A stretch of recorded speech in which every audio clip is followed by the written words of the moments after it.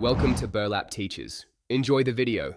You begin by creating a Windows Forms app in Visual Studio so you can work directly with the designer. Once done, set the form's name, text, and size to establish identity and layout. Add controls like button, label, and text box. Position them using snap lines for consistent margins.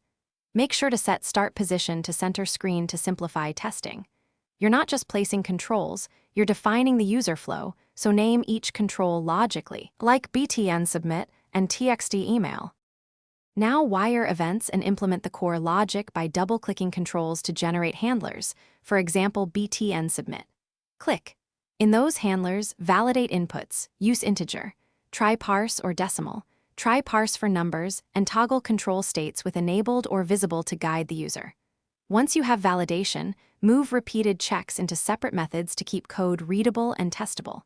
Make sure to comment tricky logic, and when applicable, bind data sources rather than manually copying values to reduce errors and keep UI responsive. Finish by testing the complete form flow. Press F5, verify tab index, set accept button and cancel button, and confirm focus lands where expected.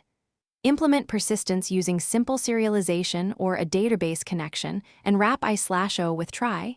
Catch to surface readable errors. Once done, refactor long methods into smaller ones to improve maintenance. If things go wrong, use breakpoints and the immediate window to inspect variable values and call stacks. This reveals state and prevents guesswork while you quickly identify faulty logic or unexpected input. Thanks for watching. Consider subscribing if this video helped you.